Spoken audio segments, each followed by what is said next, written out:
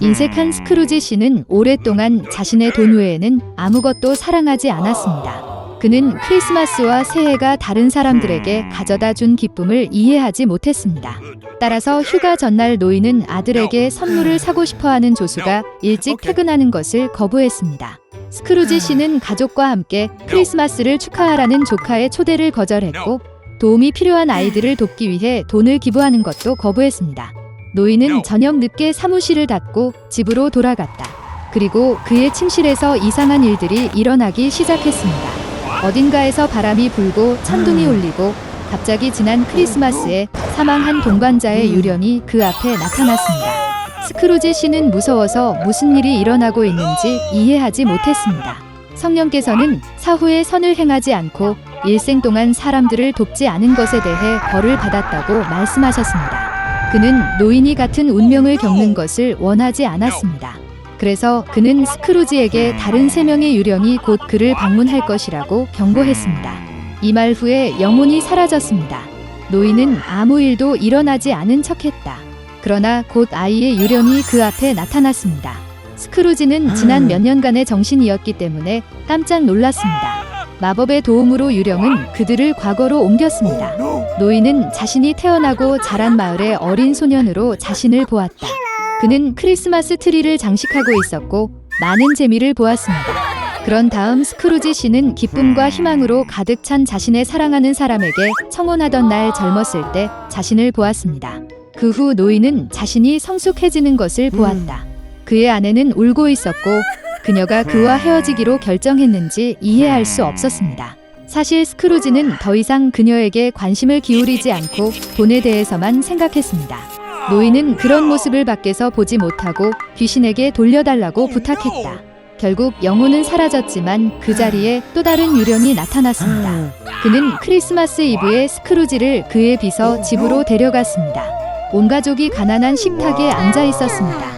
노인은 모두가 그를 미워한다고 확신했지만 그렇지 않다는 것을 확신하게 되었습니다. 보좌관은 스크루지 씨의 건강을 위해 축배를 했고 그의 아내는 매우 기꺼이 축배에 참여했습니다. 그리고 그 노인은 조수의 아들이 아팠다는 것을 알아차렸습니다. 스크루지는 아이를 유감스럽게 생각하고 그의 행동을 부끄럽게 생각했습니다. 그런 다음 유령은 노인을 조카의 집으로 데려갔습니다. 그의 온 가족은 휴일에 만족했습니다. 가장 중요한 것은 스크루지 씨를 위해 테이블에 자리를 남겼다는 것입니다. 노인은 이것을 볼 것으로 예상하지 않았으며 항상 온 가족이 그를 미워한다고 생각했습니다. 결국 유령은 사라졌지만 대신 미래의 정신이 나타났다. 그는 스크루지 씨를 자신의 장례식에 데려왔습니다. 모두가 노인이 마침내 죽었을 때 쉬워졌다고 말했습니다. 그때 그는 평생 동안 아무에게도 좋은 것을 가져다 주지 않았다는 것을 깨달았습니다. 그런 다음 스크루지는 그의 도우미가 아들의 무덤으로 꽃을 옮기는 것을 보았습니다. 노인은 더 이상 그것을 볼 수 없었고 유령에게 그를 다시 데려오라고 요청했습니다. 세 번째 영혼은 사라졌고 스크루지는 집으로 돌아왔습니다. 노인은 마침내 더 나은 쪽으로 변화하기로 결정했습니다. 다행히도 그는 시간이 몇 시간 전으로 거슬러 올라간다는 것을 알았습니다. 스크루지 씨는 1분도 낭비하지 않기로 결정했습니다. 그는 여전히 모든 것을 바꿀 시간이 있었습니다. 노인은 다가오는 크리스마스에 진심으로 기뻐했습니다. 그는 가장 비싸고 가장 뚱뚱한 칠면조를 조수 집으로 보냈습니다. 그런 다음 스크루지는 도우미의 아들에게 선물을 보냈고 자선단체에 막대한 금액을 기부했습니다. 그 후 노인은 조카와 함께 크리스마스를 축하하기 위해 온 가족이 그를 맞이했습니다. 다음 날 스크루지의 비서가 일하러 왔을 때 그는 급여를 인상했습니다. 그의 아들에게 노인은 대부가 되었습니다. 스크루지 씨는 그 소년에게 가능한 최선의 치료를 했고 그는 계속해서 건강한 삶을 즐겼습니다. 그 이후로 인색한 노인은 도시에서 가장 친절하고 관대한 사람이 되었으며 보편적인 사랑과 존경을 얻었습니다. 오래전 먼 마을의 가난한 소녀 캐런이 어머니와 함께 살았습니다. 여름에는 맨발로, 겨울에는 거친 나무 신발을 신고 발을 몹시 문질렀습니다. 그러던 어느 날 노부인 재화공이 빨간 천 조각으로 카렌 신발을 꿰매었습니다. 그녀는 캐런의 어머니가 천국에 갔던 날 정확히 그 소녀에게 선물을 가져왔습니다. 그리고 불쌍한 소녀는 장례식을 위해 새 신발을 신는 것 외에는 선택의 여지가 없었습니다. 빨간 신발은 에도에 전혀 적합하지 않았지만 캐런에게는 다른 신발이 없었습니다. 이때 큰 낡은 마차가 마을을 지나가고 있었고 그 안에는 중요한 여인이 있었습니다. 그녀는 그 소녀를 보고 미안하다고 느끼고 그녀를 집으로 데려가기로 결정했습니다. 수년 동안 캐런은 여성과 함께 살았고 그녀가 가장 좋아하는 빨간 신발을 벗지 않았습니다. 그러나 소녀는 눈에 띄게 성장했으며 이제 새 신발을 구입할 때입니다. 그래서 그 부인은 캐런을 가게로 데려갔습니다. 그 여인은 이미 늙었기 때문에 올바른 신발 한 켤레를 볼 수 없었습니다. 그런 다음 그녀는 캐런에게 교회에 입을 가장 겸손한 검정색 신발을 선택하도록 요청했습니다. 하지만 가게 창문에는 새빨간 구두가 있었다. 그들은 한때 캐런을 위해 재화공이 만든 것과 똑같았습니다. 그래서 그 소녀는 그 여인에게 그녀가 가장 단순한 신발을 선택했다고 말했고 여주인은 기꺼이 그 돈을 지불했습니다. 일요일이 되자 할머니는 카렌에게 교회에 갈 준비를 하라고 명령했습니다. 여주인은 소녀에게 단정하고 절제된 옷을 입으라고 말했습니다. 그러나 캐런은 새 신발을 신고 싶어서 저항할 수 없을 정도로 빨간 신발을 신고 교회에 갔습니다. 그리고 서비스에 있는 모든 사람들은 때때로 캐런의 발을 바라보았습니다. 저녁 식사 후 그 여인은 사람들에게 캐런이 빨간 구두를 신고 왔다는 사실을 알게 되었습니다. 그 부인은 부끄러움을 참을 수 없었고 일찍 집에 가기로 결정했습니다.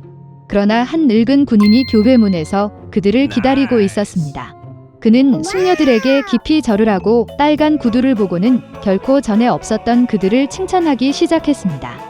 카렌은 기뻐하며 춤을 췄습니다. 그리고 그녀의 다리는 마치 신발에 일종의 마법의 힘이 있는 것처럼 스스로 춤을 추기 시작했습니다. 소녀는 겁에 질려 신발을 벗고 싶었지만 꽉 조였습니다. 신발은 그녀의 발에 단단히 부착되었습니다. 그리고 캐런은 춤을 춰야 했습니다.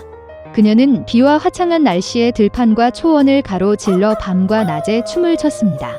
그러던 어느 날 밤 그 소녀는 숲 가장자리에서 진을 발견했습니다. 어둡고 무서웠습니다. 갑자기 하얀 빛이 카렌을 멀게 했다. 긴 흰 가운을 입은 천사였습니다. 그의 어깨 뒤에는 땅으로 내려오는 커다란 날개가 있었다. 그는 그 소녀를 엄격하게 바라보며 그녀의 속임수, 자부심, 불순종 때문에 그녀가 미라처럼 시들어질 때까지 영원히 춤을 추겠다고 말했습니다. 캐런이 한마디도 하기 전에 신발이 그녀를 붙잡고 그녀를 이끌었습니다. 오랫동안 소녀의 신발은 덤불과 가시 덤불을 통해 돌 위에 신었습니다. 날카로운 가시가 카렌의 다리를 파고 피 묻은 긁혔습니다. 그리고 그녀는 산림관리인의 외딴 작은 집에 춤을 췄습니다. 소녀는 현관에 앉아 심하게 울었다. 그녀는 자신의 불순종을 회개했으며 무엇보다도 그 부인에게 사과하고 싶었습니다. 산림관리인은 소녀가 우는 소리를 듣고 그녀를 불쌍히 여기고 도와주기로 결정했습니다. 그런 다음 그는 은색 가위를 가지고 빨간 구두를 자릅니다. 캐런은 다시 다리를 제어할 수 있어 기뻤습니다.